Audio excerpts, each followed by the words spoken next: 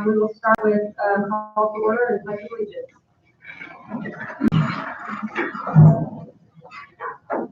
Allegiance to the flag of the United States of America and to the republic for which it stands, one nation, under God, indivisible, with liberty and justice for all.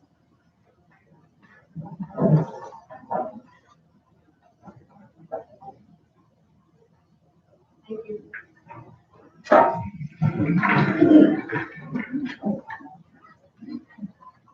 First up is public comments on the agenda items.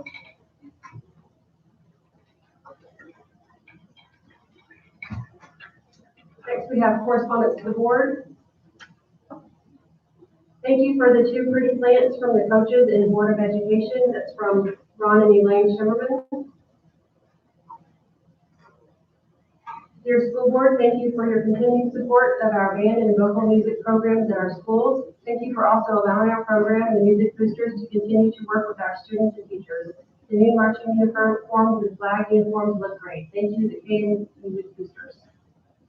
Thank you. All right, we'll move on to recognitions. All right, welcome everybody. Good to see everybody. I don't know if I'm up or not.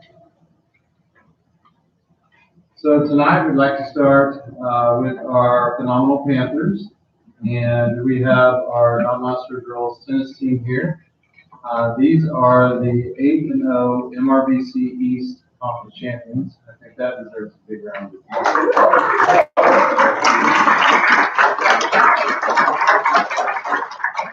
Congratulations, ladies. We are truly proud of you, and just undefeated season through conference. That's truly amazing feat. So we're definitely proud of that.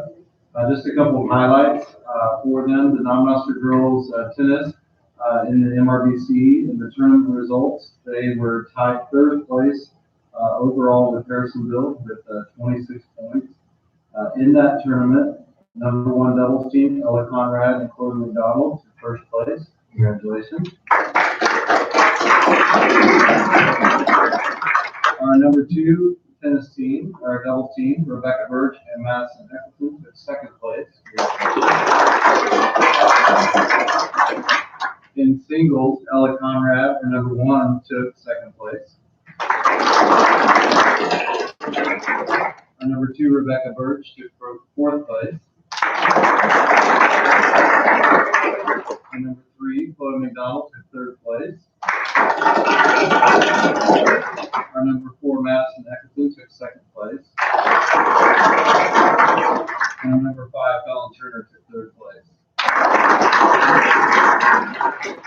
So they had a great showing at districts as well, but we truly are appreciative of all the hard work that you guys put in throughout this. And thank you, coaches, for the hard work that you put in. I know it was a lot of long hours, but the proof is in the pudding. You guys did a great job. We're truly proud of you, what you did. So I'm going to introduce our phenomenal Panthers. First off, and when I call your name, just come up. I don't know who else here. I can't see everybody out there, but Ella Conrad, Rebecca Birch, Chloe McDonald, Madison Eccleston, Fallon Turner, Mary Jo Stevens, Elena Allen, Crimson Riley, Emerald Shute, Kendall Brown, Samantha Wright, Amy Adams Beard, Samantha Baker, Allison Croft, and our 2 coaches, Coach G, Coach Ledbetter. You guys can come up as well. Let's give them a hand.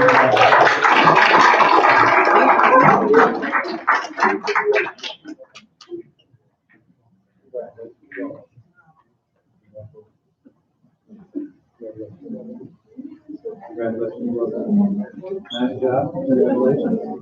And nice job to you.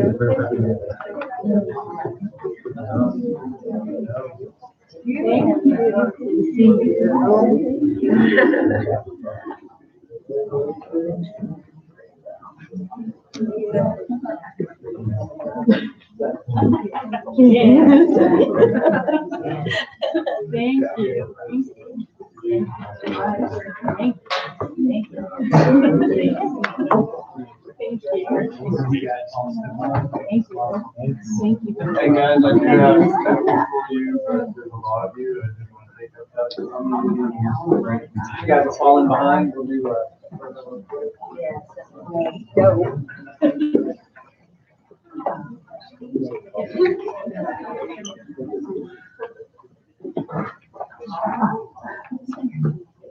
Okay, I'll take a couple pictures. 1, 2.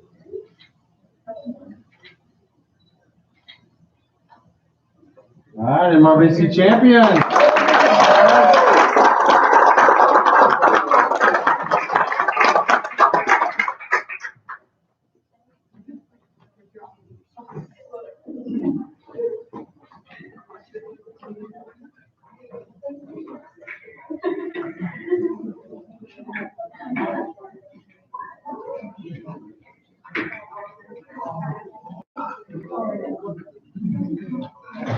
All right, our second recognition of the night is to our partners in education, and we have one individual that is here out of our group, so he's going to be excited to come up by himself and take that picture. Tonight, we are recognizing the efforts of Mr. Basinger and Mr. Morton as our partners in education.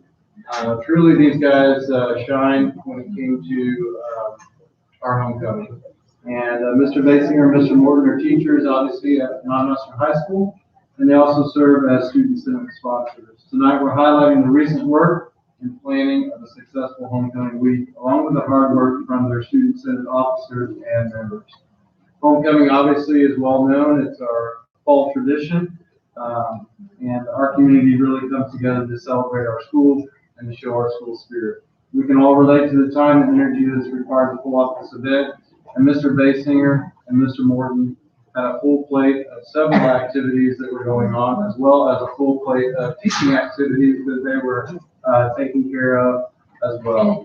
That our students, our staff, and our families were able to enjoy Spirit Days, a powder puff game, a bonfire, pep rally, homecoming parade, halftime royalty crowning at the football game, and a homecoming dance, just to name a few of them, because of their leadership. They probably did not sleep at all that week, and I know that many of you were caught going buying extra decorations for certain things. I think you yourself were caught doing that.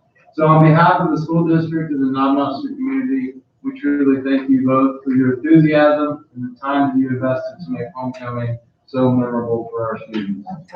Please also extend our gratitude to the Student Senate for their efforts as well. Let's give them a huge round of applause.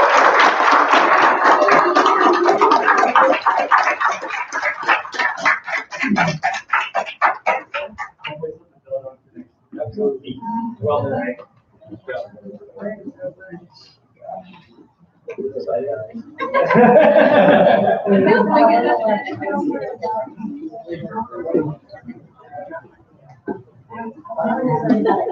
Yep, there you go. All right. You can be front and center, Mr. Basinger. All right, very good. 1, 2, 4.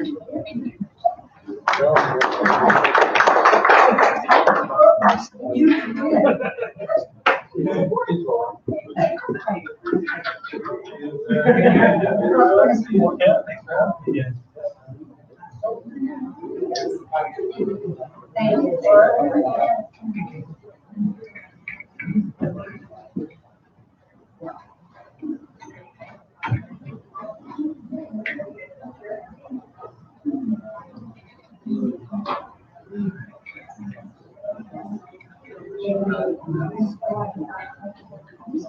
All right, thank you to everybody for coming. We appreciate it. Next, we'll move on to the principal and director's report. This is for information only. Are there any questions? All right, we'll move on to the MSBA report.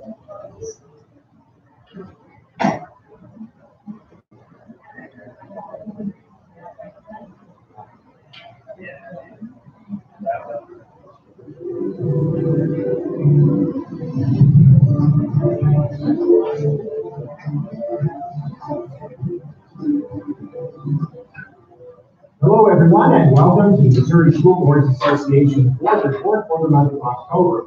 We thank you for the opportunity to share some news and information for a few minutes of your board meeting. We begin with a look at the recent 2019 MSBA Annual Conference, where nearly 1,200 school board members and administrators gathered to learn the latest on issues having an impact on their local school districts and to improve their leadership skills. Attendees had the opportunity to participate in more than 120 breakout sessions and workshops presented mostly by leaders from school districts throughout the state. Among the keynote speakers at the event was best-selling author, social entrepreneur, and decorated combat veteran Wes Moore, who thanked school board members for choosing to serve children. And I am grateful for the fact that there are people who are willing to line up in my life and say, we will fight for their children as they go out. That means something. That you're willing to stand in the gap with you. That you're willing to understand the realization that you every day are fighting for kids. Many human beings will never see. Many beings will never even know their names. But you fight every day for their kids. You fight every day for their happiness. As if they were Standing in the gap, by the way, has been the theme this year for MSBA's president, Rodney Gilstrap, of the Blue Springs Board of Education. Among his many accomplishments, Wes Moore is the Chief Executive Officer of the Robin Hood Foundation, one of the nation's largest foundations aimed at alleviating poverty. We have a very clear focus with our organization that we will fight for and we will serve the children and families who are coming from poverty and create real pathways for sustainable economic mobility. And the thing that I'm very clear about is quantitatively and historically, there's never been anything that's been able to show a long-term sustainable economic mobility for a family like increases in educational assets. Nothing. Moore told school board members and administrators attending the conference their advocacy for children is real and meaningful. Also speaking at this year's annual conference was Governor Mike Parson, who challenged board members and administrators to work with him to figure out ways to do a better job of paying teachers adequately. But we have to do something with the funding situation for the teachers in this state. There is no way the direction Missouri is headed right now, with the economic development engine that we have in this state, with the workforce development pieces we have, we cannot keep them to expect to perform when we're paying our teachers 48th in the nation in this state, when we're starting to move up the ladder and other things. If we don't do a better job than that, there will be consequences to that. And that's just a fact. Parson added, every community in Missouri should have the ability to offer voluntary early childhood education programs. Missouri's 2020 Teacher of the Year is Melissa Crandall, an English language arts teacher at Portland High School near Springfield. She told an audience at the annual conference, Missouri has outstanding teachers, but many feel overwhelmed and frustrated that they are not doing enough for their students who struggle to break the cycle of poverty. I ask you to support your teachers, and I know that you do, but I'm asking you to support their teachers, to talk to them, to encourage them, to find them and listen to them, find out what they need and what they believe. Teachers are school's best resource, but so often they feel isolated and underappreciated. And I ask you to make them part of the conversation, and I'm certain that you will be glad that you did. Randall will serve as Missouri's representative in the National Teacher of the Year program. The MSBA Delegate Assembly met during the annual conference to vote on the position statements that will form the basis of MSBA's advocacy work in the coming year. Among the new position statements approved by delegates are statements calling for funding to allow local school districts to identify and address safety and security concerns, and for increased accountability for charter schools. Every school board belonging to MSBA is eligible to send at least one voting delegate to MSBA's Delegate Assembly.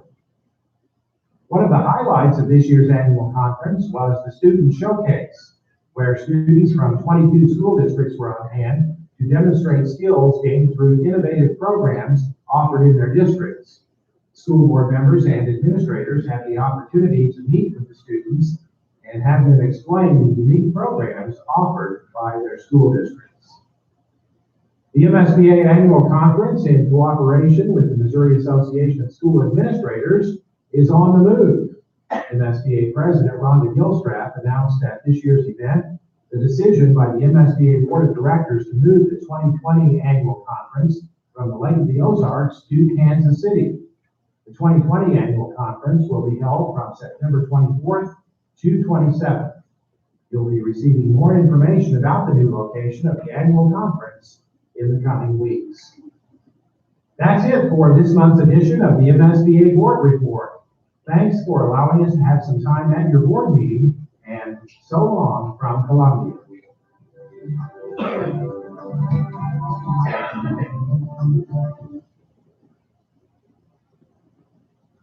Over to you.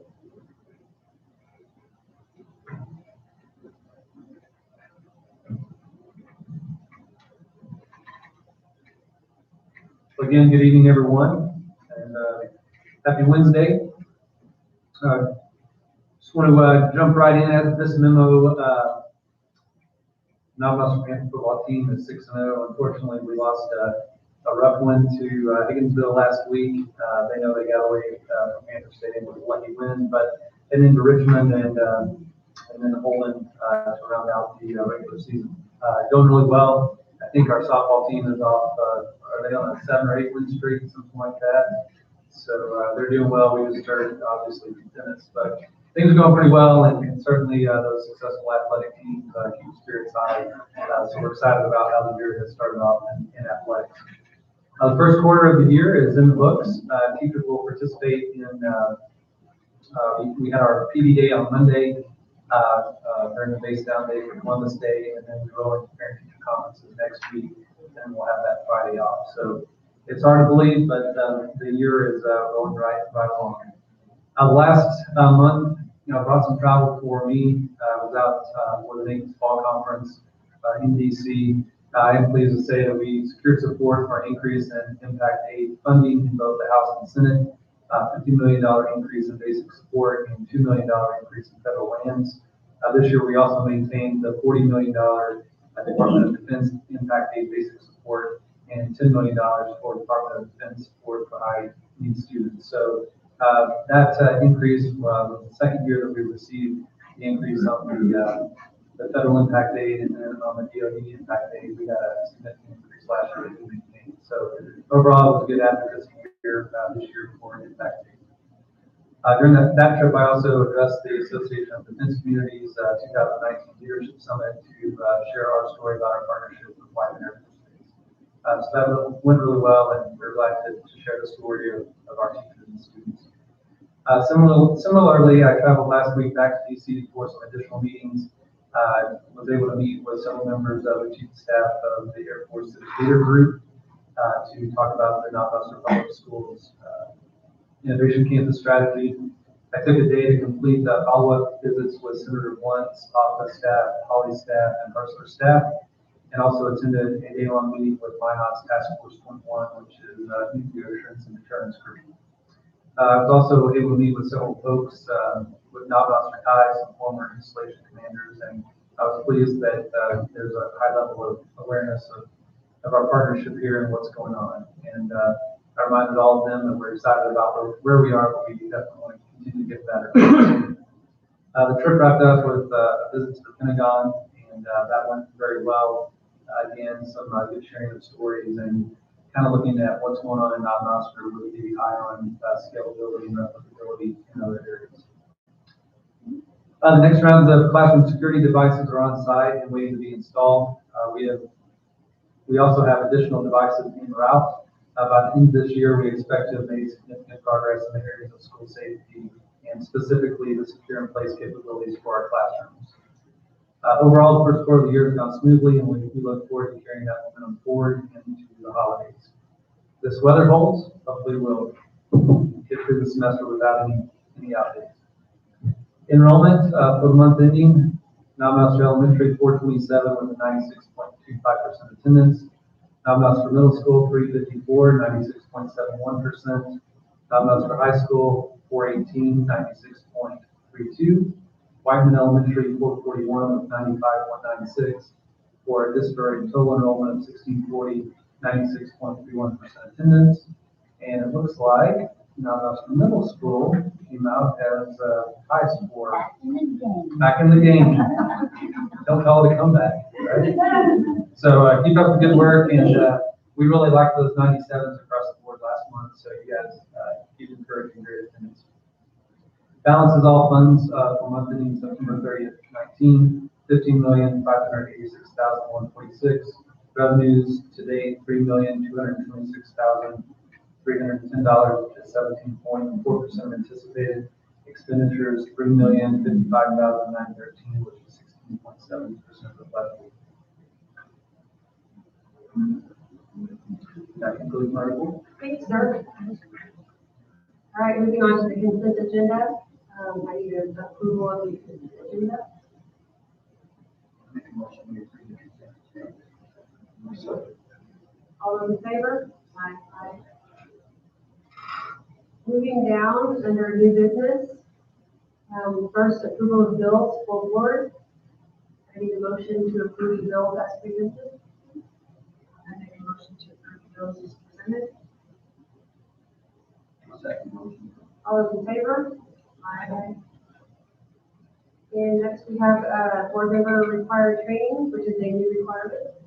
Yes, new this year, state law requires all school board members to not only receive training the first year of service, but also to receive 1 hour of refresher training for every subsequent year of board service. That training must include concepts covered in the initial training, plus the prevention of sexual abuse of children. I did speak with President Walling, and we know that we can tie that into one of our upcoming trainings. So if you want to attend that on your own, you're welcome to. If not, we can add in-house for everyone. And there are online options. Any questions? All right, next we'll look at the summer school historical overview and annual report.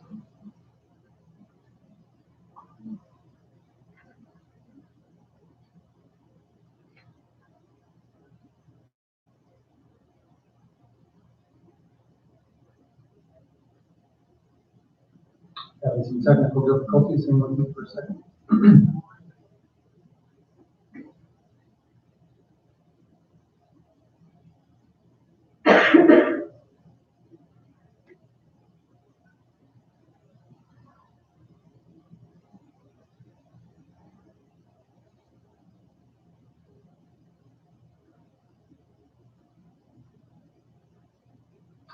Okay. So this will look very familiar. This is just kind of a program evaluation. You've seen this format in the past, and should look familiar. On the next 3 presentations, we'll go through pretty quickly, but feel free to stop along the way if you have any questions or if you move too quickly. Overall, the goals for summer school, we provided that again in-house to provide opportunities for remediation and enrichment for all students. The district operates summer school in-house for 18 days with teachers developing the summer school curriculum and units of instruction. Program highlights this year: revenues were up 7% from the prior year. Expenditures were down slightly from the prior year. Student enrollment was up from the prior year. Overall net revenues were up from the prior year, and the organization and operation for the year went very smoothly. All items in this report in terms of revenues are exclusive of impact day revenues. So we'll have additional revenue benefits from summer school in our impact day formulas paid out 3 years from now. A little bit of program design and enrollment numbers at each building. A teacher stipend. And just a reminder that principal stipend, we didn't move into their regular pay last year. Net revenues from the program from the state, $413,730. Again, we did our students incentives for attendance. With that perfect attendance paying out $100 and some tear down from there. Got field trips, prizes, and giveaway items. Here's our attendance results, and we can look at that top line again. We had nearly 96,000 attendance hours, which is the equivalent of 92 additional students for the year, with that $413,000 in state revenue. Expenditures by object for this in-house program. Certified salaries were 149,000, benefits 23,000, supplies 52,000. So the total expenditures were down about 20,000 from last year. So when you take revenues and expenditures, we netted nearly 200,000 for our summer school efforts, and that's exclusive of our impact date. So if you go down and compare back to the last several years, it definitely is trending in the right direction, and that decision several years back to bring that in-house was good. Future considerations, summer school continues to be a tremendous success for all areas. Not only is it great for kids, but it's great for those students or those employees who want to draw an additional month's salary and continue to be with their students. We will continue to enhance and market the program in order to increase student enrollment to the highest levels possible. Revenues from summer school, again, in this report do not reflect impact date. And at some point in the future, we may, I want to stress, we may consider a second summer school session for students. And that includes the summer school report.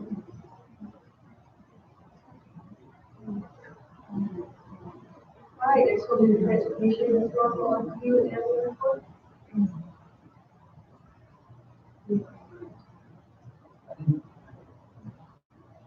Oh. All right, we will, I need a motion to approve the annual summary school report. Motion to approve the annual summer school report. All those in favor? Aye. Aye. Now we will go to transportation. Okay, and again, this should look familiar for everyone. This is the same format that we've taken in the past. So I'll probably, again, look at some of the highlights and move pretty quickly. Program overview, for last year, 10 new buses were added to the fleet. Student ridership remained about constant. Fuel costs increased by about 5% from the prior year. Employee salary costs decreased from the prior year. Employee benefit costs decreased from the prior year. Purchase service costs decreased from the prior year. Supply costs remained constant from the prior year, and revenue increased slightly from the prior year. So on that number 7, just keep in mind that we shipped those buses during the year. We did have some pretty significant maintenance and upkeep early that kept that supply cost up. We're hoping to see a decrease in that moving forward. This is the application for impact aid that was submitted along with the annual Secretary of the Board report.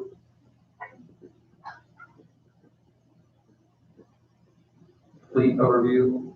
Hope you guys can read all that. That's our fleet overview from the prior year.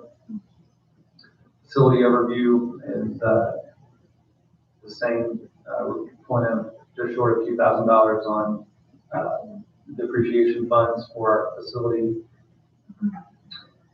And we will be able to claim that through 2026. Fuel usage, again, up slightly, and kind of provided the fuel price history QR. Those not formatted the same, so I'll try to find a similar format moving forward. I'm not sure why they did it on that way.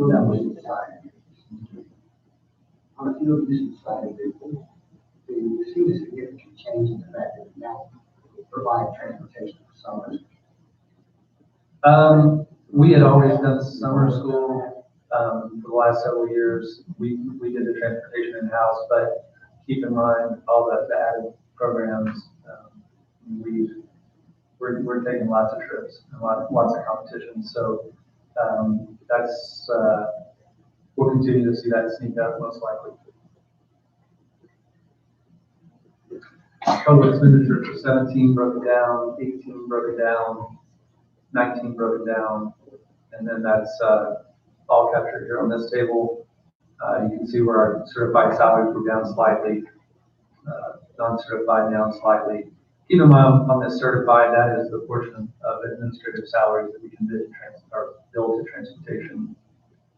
Benefits down slightly, purchase services down, supplies again about constant. This capital outlay of $800,000 significantly increased the overall total expenditures. So we'll see that decrease moving forward. Revenue history by source. Don't get too excited, but we bring in a whopping $143,765 on revenues. So that difference for this year was deficit spending of $1.4 million. But again, that does include that fleet refurbishment. This is very unlike the next report that you'll see on food service, but unfortunately, the transportation funding is just, it's 10% of where it should be. So when you hear transportation will be fully funded, we very much welcome that, and would be a great way to roll some of those dollars into our teacher salaries. One of the major issues right now is our ability to recruit, attract, train, and retain high-quality drivers. Finding drivers locally continues to be a challenge. We know with the new distribution center that went in, had some competing interests there. We have competing interests with the base, the competing interest with the unemployment rate right now. But we are taking some new actions. Mrs. Brand has put together some promotional materials and flyers, if you will, and talking to our drivers about sliding those under the windshield wiper of those Apple buses that they park next to everywhere they go, and see if we can recruit some new drivers locally. So I figured if Apple can hang their stuff in our community, then there's no harm, no foul, and in some of our flyers elsewhere as well. So overall, great year with transportation. This year's off to a very good start. While we did have several vendors, a couple of slide offs during minor slide offs during inclement weather, we're very happy with the overall performance. We haven't had any major injury accidents and no major property damage in some time, and that's the most important thing in our drivers. And this is an action item. All right, so I need a motion to approve the annual transportation report, please. Make a motion to approve the transportation. I'll second. All those in favor? Aye. Thank you very much. Moving on to food service. Annual report. I really wanted to save this to last for the night, but the agenda doesn't work that way. For those of you guys that were around 3-4 years ago that got to participate in those wonderful conversations about food service, tonight's the light at the end of the tunnel. So I'm very pleased to share what you're about to hear. Program highlights for last year. Overall total revenues were up from the year prior. Summer school revenues increased by 50% from the year prior. Overall total expenditures were down from the year prior.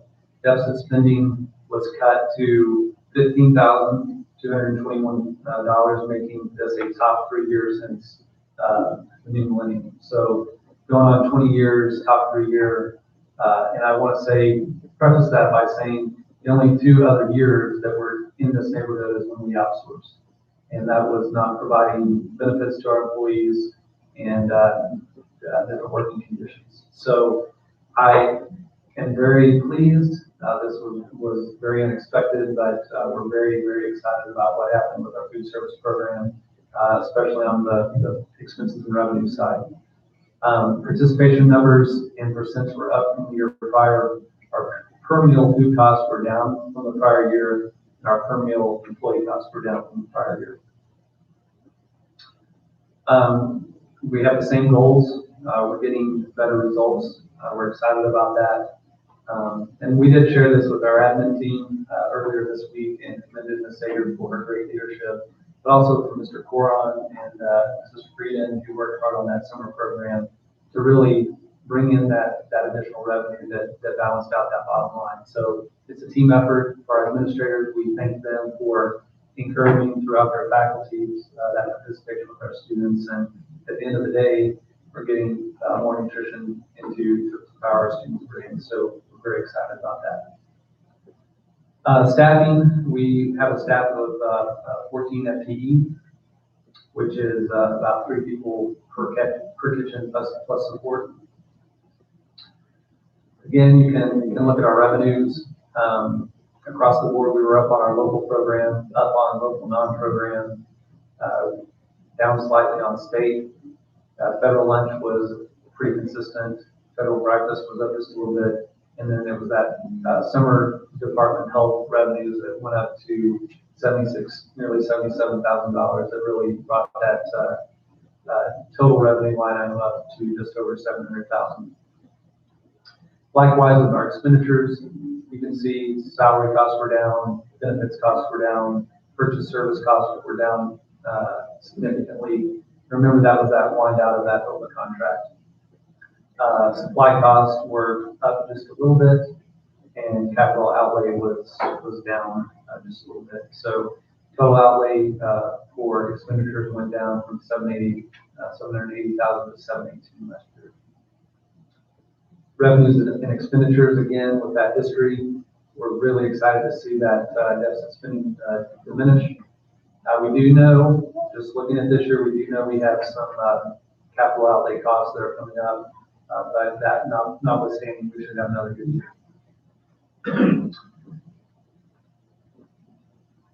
Have some participation overview showing the total reimbursable lunches and average daily participation. So we're seeing both of those go up, which is good. We know our enrollment's going up, but the participation is also going up. Same thing on breakfast.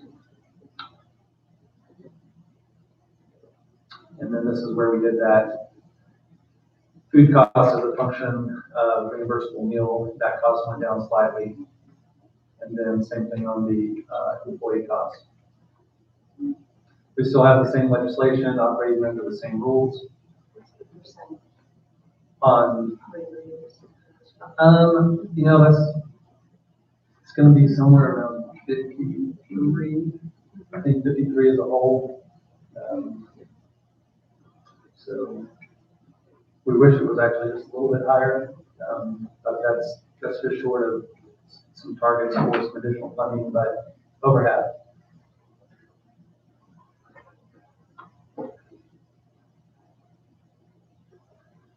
Again, future consideration, staffing is going to continue to be a challenge with some turnover. We have a great team right now and working to keep them. That may be something we want to look at when we come into the conversations on compensation. Equipment, as mentioned, we know we have some needs.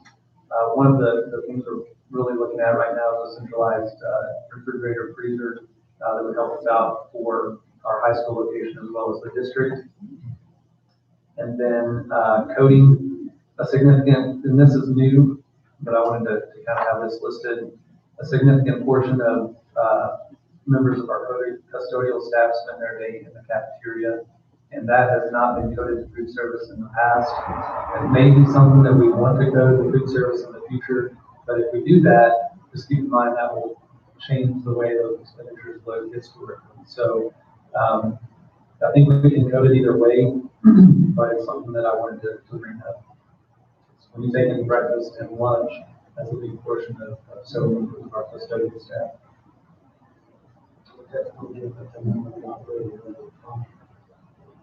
Correct.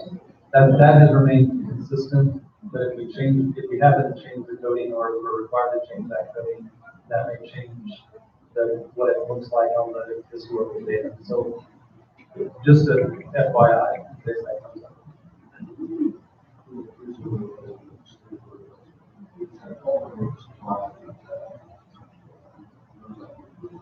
It should go under that capital outlay.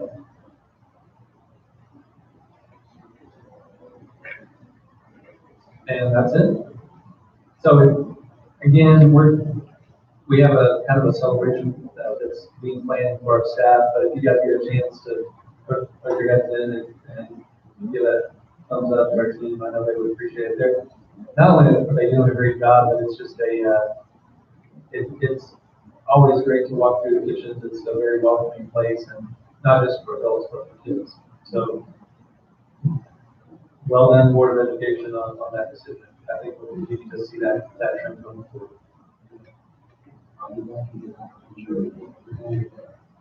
Fair amount of work on education.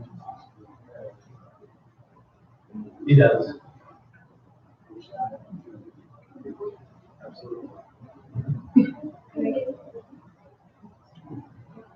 Make a motion to approve the annual service report. All those in favor? Aye. Moving on to multi-agency strategic collaboration facility plan update. This is for discussion and information. So this is something you guys have seen before, but I just wanted to give an update publicly. As the board is aware, the district has received formal endorsement and commitment of support from Governor Parson and the Missouri Department of Tourism, Director Franz. Those letters are included in the attached proposal for your review. The purpose of this agenda item is to update the board on the status of the federal funding line item that we've been chasing for a couple of years. It's called the Defense Communities Infrastructure Program, which we helped get written into law in 2019, in no small part due to support from the Missouri congressional delegation. This year, for 2020, the line item is slated to be funding on both the House and Senate side at $75 million. We are hoping that we'll move away from that continuing resolution that we're operating on right now into an approved budget, which would open this money up for grant making.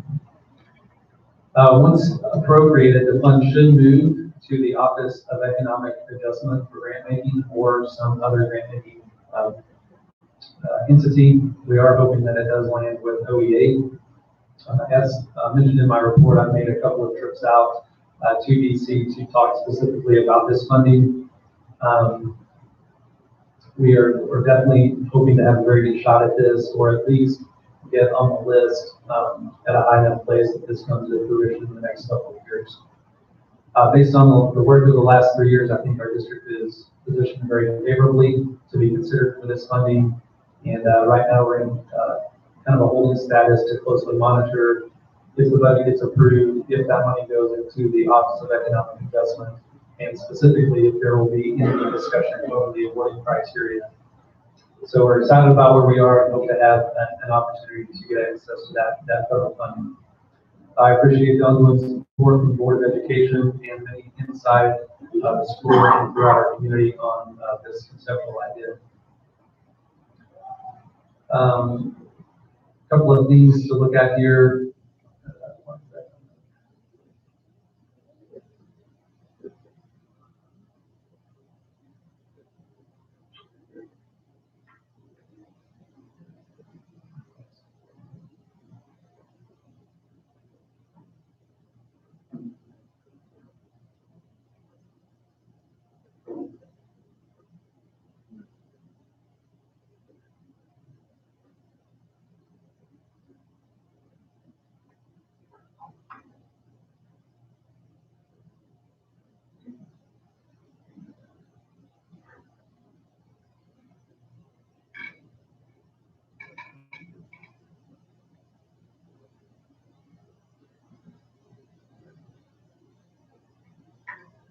Okay, don't know why that happened. I think based on some prior feedback, we'll be happy to see that the name across this is Mount Mercer High School Innovation Campus on this conceptual proposal. This has been sent forward as an executive summary for both our congressional delegation and members of the Pentagon on what we're proposing, which is a new high school facility to support our community and certainly increase the strategic advantage of Whiteman Air Force Base. And we are proposing, or will be proposing through that DSIP funding item, a proposal as that becomes available. The project overview is not completely different than what we offer right now. We know that we offer a robust K-12 certificated pathways in STEM, robotics, and aviation. We will soon add some cybersecurity pathways in our next grant making round. We also, recent surveys show that over 50% of our employees in the school district are tied to the military, many of them being retired veterans. So we will continue to place those transitioning veterans into our career technical program. So if we have a career veteran in the cybersecurity realm, what a great fit into our career pathways for cybersecurity or robotics, such as Chris Adams, or STEM, or aviation, such as Colonel Talley. So again, a lot of what we're doing, we would just be able to do that a little bit more. And then also one of the big issues right now is that career pathways for transition veterans, getting them from service into careers. We know that talking with our 5-county economic development board that these pathways not only support the mission, but support the local economy needs. So we may be able to open up some adult learning opportunities in this facility for our transition veterans and adult learners. We will continue with our advanced placement courses, and most recently our new K-12 virtual learning options for all learners, as well as the possibility for expanded preschool, as this site would open up some additional facility space for the students. Remaining consistent is that multiple all-weather indoor, outdoor, joint use, youth and adult athletic and activities facility, the integrated FEMA P361 safe room and storm shelter for the Whiteman and Navasser communities. And the one that received that endorsement from the Department of Tourism is a performing arts center with that integrated Air Force Whiteman History Museum that could be run by students and supported through state dollars. So that number 4 on the list not only is great for our district and the base, but it's also probably most important for our community. It would allow us an opportunity to have a tourism component and entertain anywhere from a small group of distinguished visitors to a couple of tour buses full of visitors that could roll through that Performing Arts Center, receive a canned performance and presentation from our students, roll through that museum, and then head into Navasser for ice cream or shopping or a meal. So we're excited about what that offers. With all of our programs right now, we focus on scalability and replicability. As mentioned to the board prior, folks in Washington, D.C. are serious about what we're doing. They're looking at us for an example of what can be done when we have a good partnership. So we want to continue to do that. And then lastly, our capacity for achieving excellence. We know that our high school was listed by U.S. News and World Report as the #1 rule, #1 small high school for 2019. Forbes magazine recently highlighted Navasser for our partnership with the base. And then we're coming off that 2019 Military Child Education Coalition Partnership with Excellence. So this is the one pager on what we're offering, and I think we have a real good shot at that funding. So I just wanted to provide that update to the board. And then I do have the supporting expanded, which I will not go through.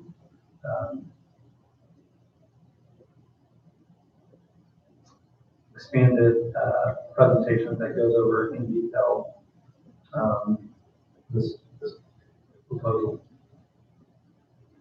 Chief of Staff, the Secretary, the Chief of Staff, and this was in July, that both continue to focus on education as a mission readiness and quality of life issue, in fact, the #1 issue. And then I did add this slide, which I want to throw in here. This is new, but pretty neat.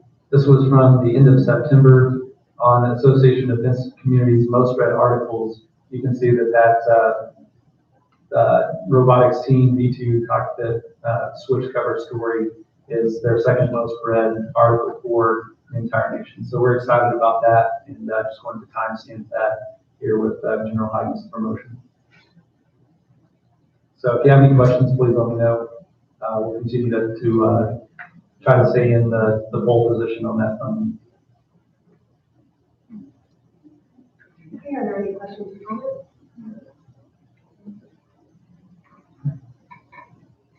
All right, we'll move on to the multi-sport practice and maintenance facility. This is for discussion and information. So I moved through my agenda items pretty quickly tonight. This one is for board feedback. And we talked a little bit, tied to my evaluation on short and long range facility planning. So I've already received some feedback on this, but I just wanted to publicly bring to the board that I've been approached recently by several different folks about an indoor multi-sport practice facility out of the sports complex. I know it's something that's been kicked around for a while now, but just wanted to see if there's any strong position one way or the other on that from the board that they'd like to mention publicly. And if not, again, tied to my evaluation tasks, I know and understand that this complex, specifically this facility, would be tied to a larger next step in our long range facility process.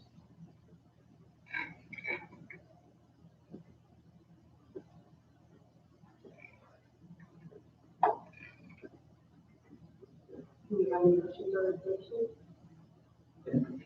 Feel free to digest this month and give me a call if you want to, if you have any thoughts on that, but just wanted to relay the kind of an uptick in conversation about that facility.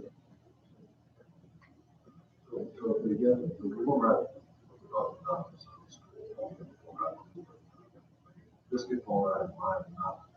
We don't necessarily need packages right now.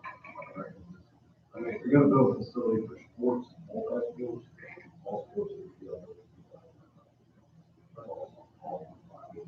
We got a lot of things. We do, and in fact, since I did the agenda, I've been approached about a wrestling facility, which is another ongoing ask and need. And now with women's wrestling, you know, there's some new needs. But I think, Mr. Judd, you're absolutely right. We're hoping that with this new campus that we would have a really, really good opportunity to combine into one, and also hopefully partner with the base on, we know they have a $5 million outlay somewhere in their facility plan for an indoor facility. And we may be able to partner funding with that to where we do a joint use. That's one option. So all sports. So not necessarily sports, you know, activity together. So That would be the goal. So the location of it, so it's possible that the location of that indoor sports facility may not need to be out there where our fields are right now.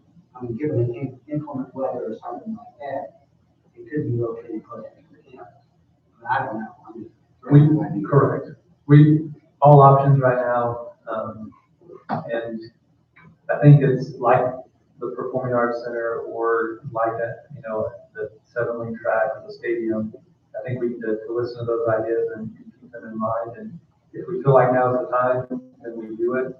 But we also may look at, I think we're getting really close to knowing on this other project. So we may want to do some planning and then wait for some planning options.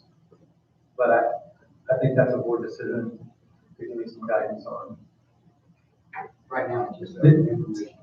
It is, and really, it kind of started with, we did the storage shed down here at the existing field, and we talked about, man, it would be really nice to have some storage out at the complex, get those sandbags and the tarps and what have you, the nets, have a place to store them out there, and then, well, if we're gonna do that, we need to tie in the practice facility and the river mill and the rest. So we may need to even look at separating a maintenance facility that might be a more immediate known issue from the indoor practice facility. Maybe. So now, from the storage facility, is a need out there at our sports complex, story, to have equipment, and stuff like that. Maybe we should address that problem, because that's on a small scale that, you know, we've done some in-house projects in the past, and maybe not over now. And that's something I would want some feedback on from the board if we want to separate those and if we don't. The main thing is we want to, whatever we put out there, we want to make sure if we put anything, make sure that we don't put it in the wrong place, if that makes sense. Thank you. Okay.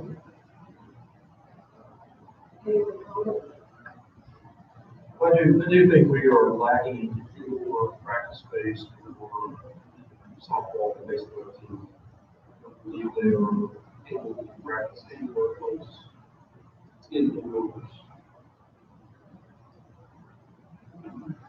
two goals play over one season, like most of our other schools have facilities for. Just in the uniqueness of the requirements. But what you have listed here seems like a lot more,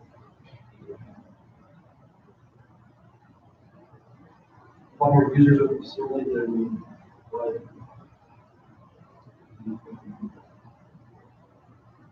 let's say, seasons.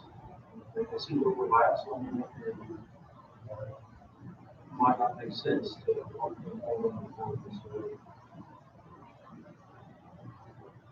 I wouldn't be opposed to a facility out there if it's needed. I think it needs to tie into the overall wants / needs of the district. Once that is done, we can decide on which ones are actually going to be addressed and which ones will put on the back burner. Because regardless of whether the other project comes to fruition or not, that is still a need of the district. Needs like right. Again, it needs to be tied into the overall ring accordingly, whether it's immediately or something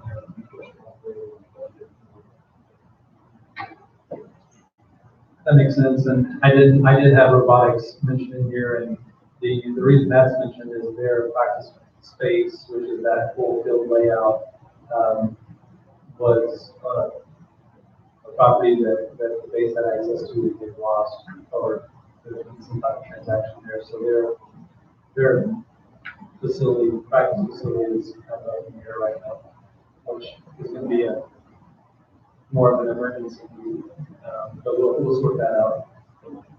The season for robotics and baseball are the same. Correct. So you wouldn't necessarily want the same facility unless it was adequately sized. Plus, it doesn't make sense to have a practice facility away from the shop that you have, but it would not be ideal.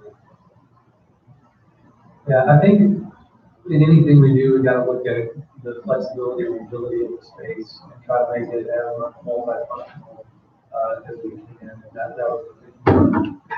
That space that might be able to be separated with based on the season, but it just kept growing, and then locker rooms, and it kind of grew from we need a place to store equipment to a store activity facility pretty quick, just in kind of some quick talkings.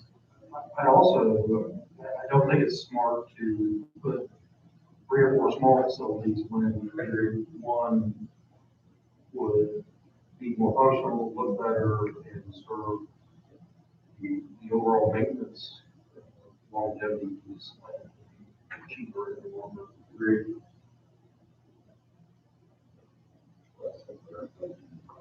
Right. Right. The 2 sports that need it, they'll have some practice. Who's that? Sure. Yeah, right. Well, we know gymnasiums are a big need.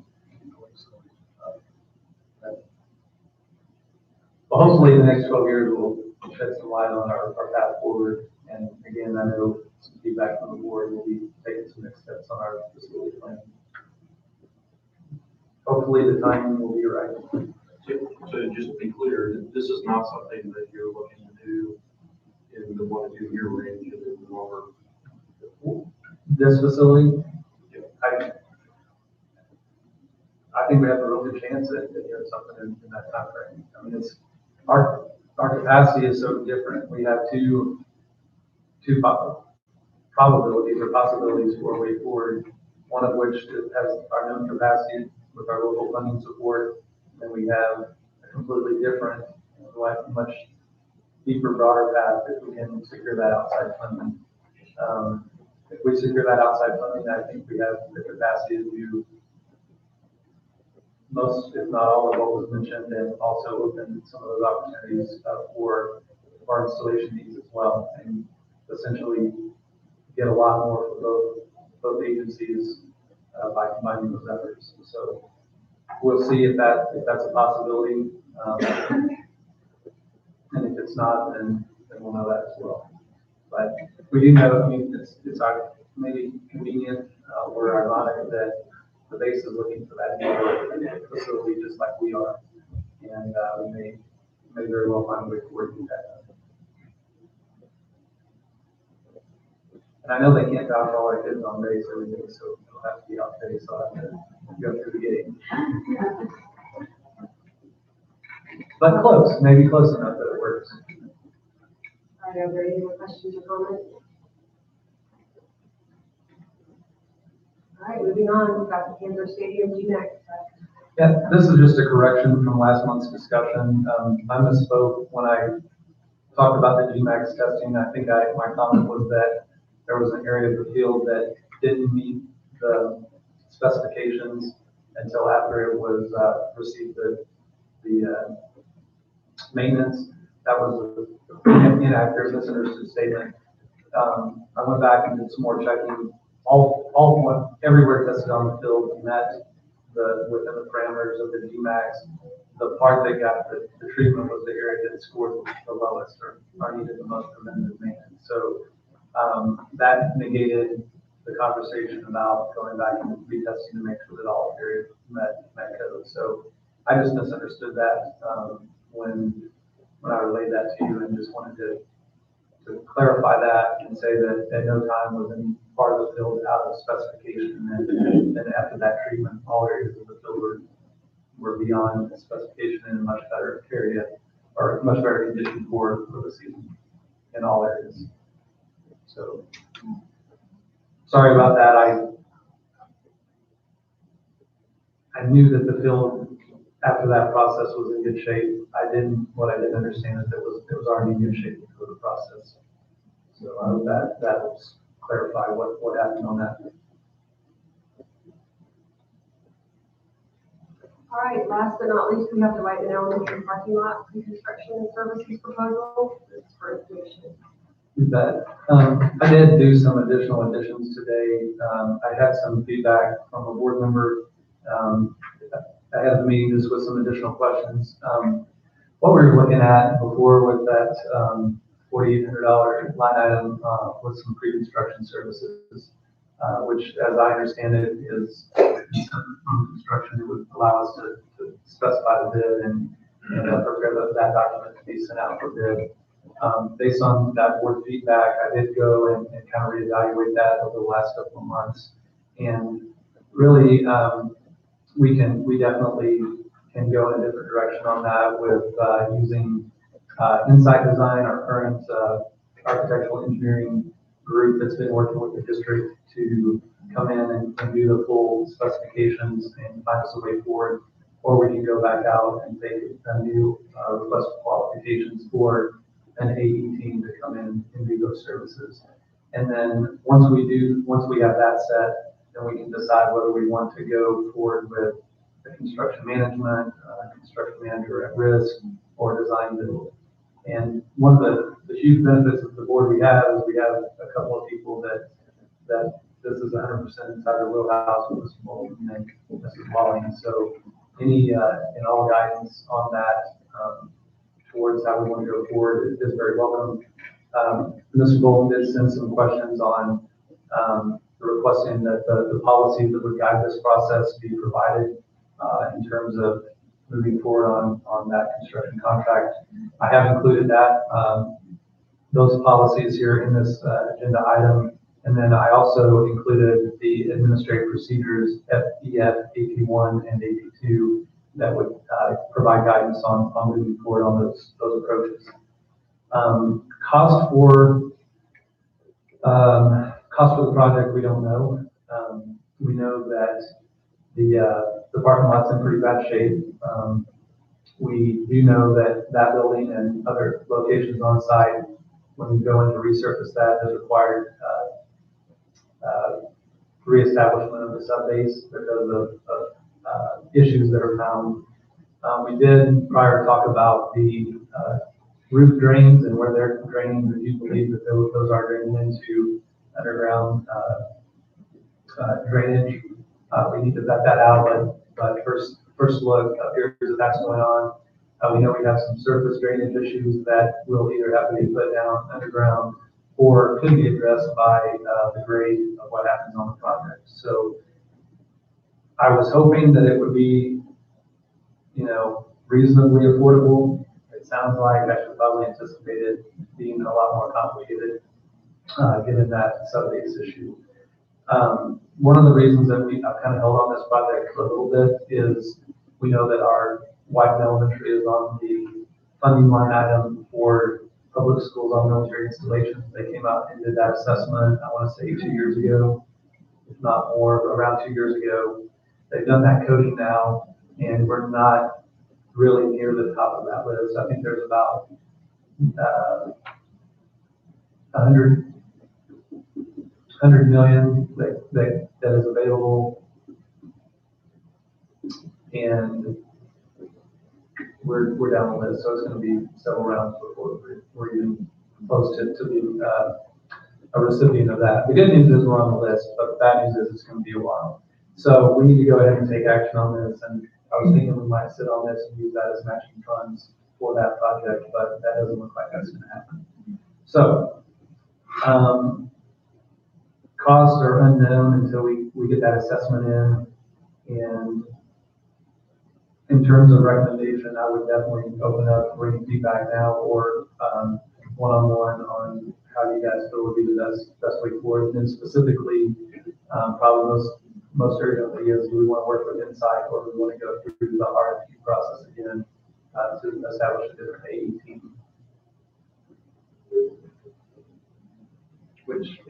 I'm good at the board's pleasure. So I would suggest that we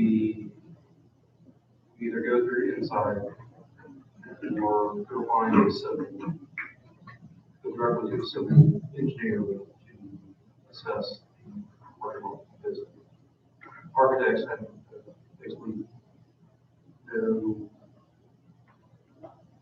for what we're doing, all I will do is coordination, preparation.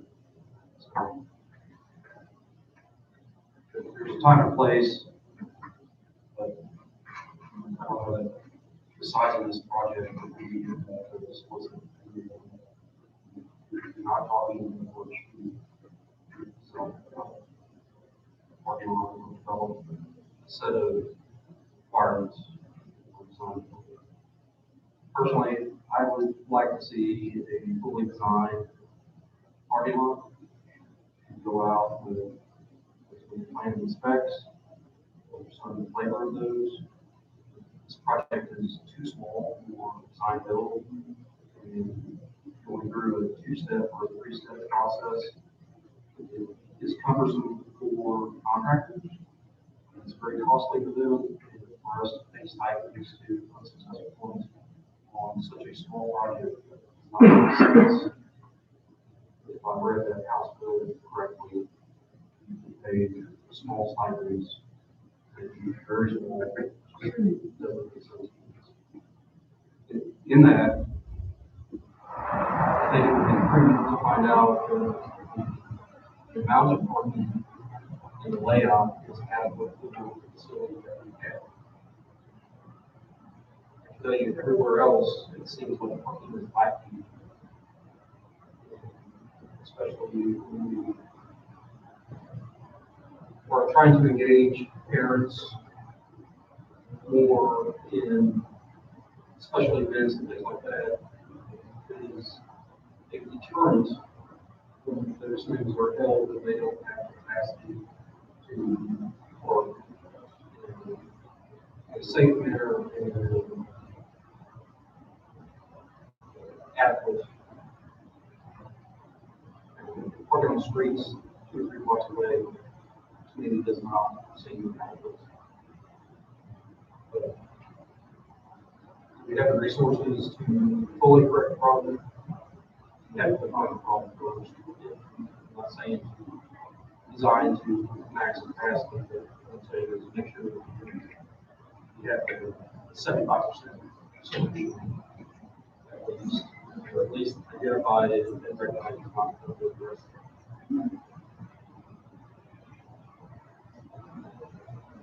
As far as the subgrade things, it's very common, it's not a complex.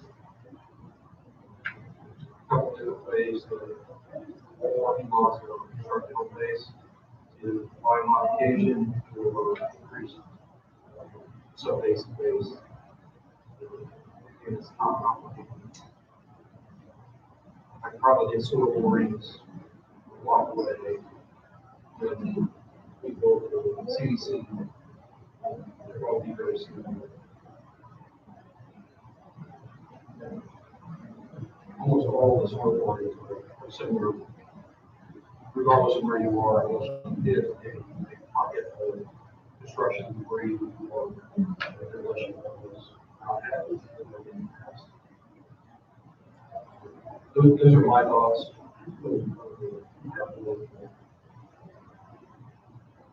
Again, it's not a big project. After one don't have a whole lot of thoughts on it, but I do relate to Larry's comments in reference to if there's anything going on with that phase two at all, there's a serious problem.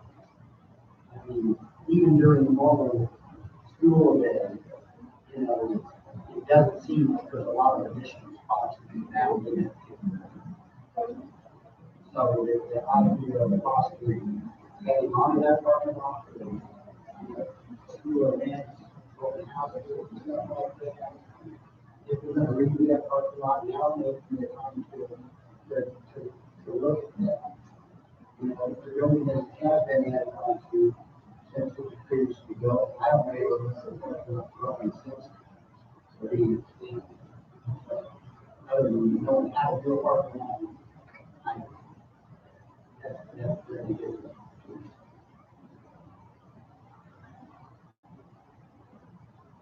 I can only assume, probably for the CD on what space around the building would be available for additional parking. I do agree, a couple of times I've been over there, last Thursday, part of the, youth center, walk across the street, which I don't mind, but I'm sure that but you know, I also agree with Larry. I mean, this would be a relatively small project. Really improve our AV room, makes sense. And then we have the information needed to make a good decision on what to do.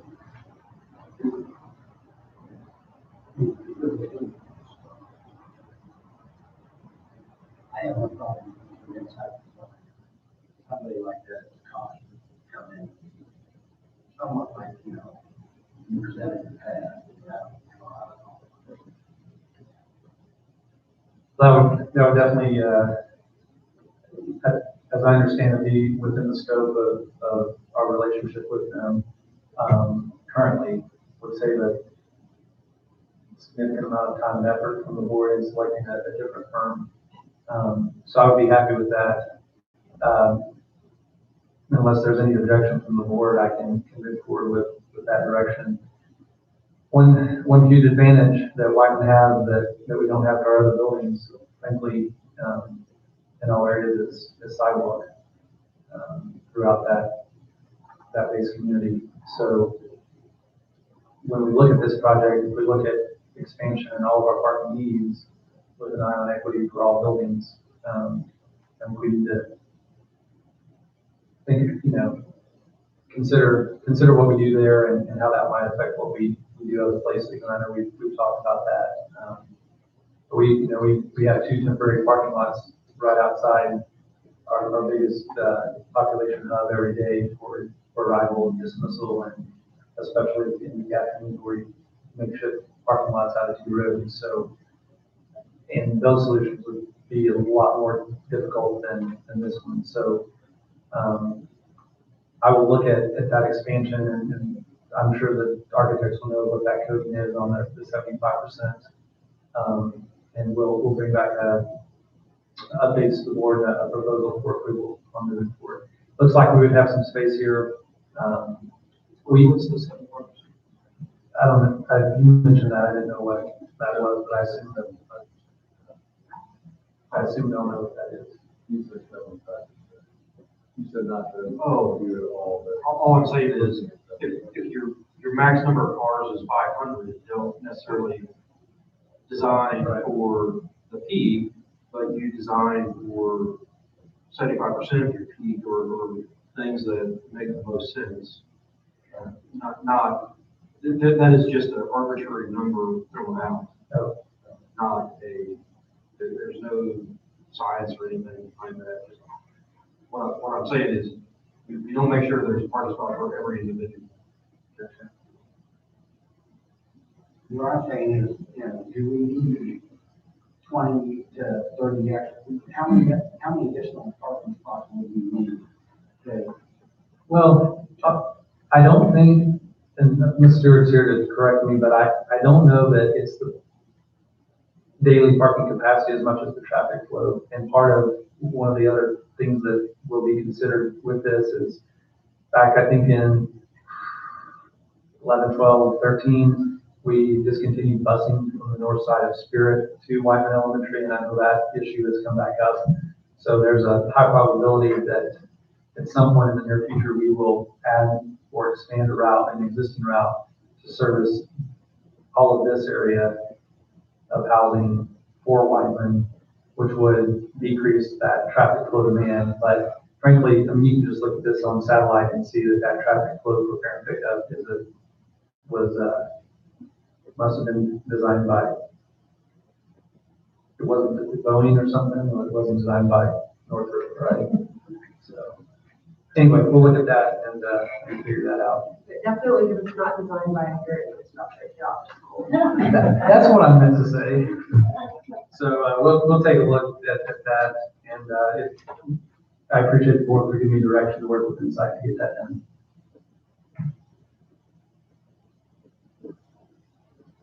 Okay, are there any other questions, comments? What are you talking about? I believe that means we move to adjourn. Make a motion to adjourn meeting. All those in favor? By roll call? Aye. Aye. Thank you all for coming. I hope you have a wonderful evening. Thank you. All right, see you later. Remember the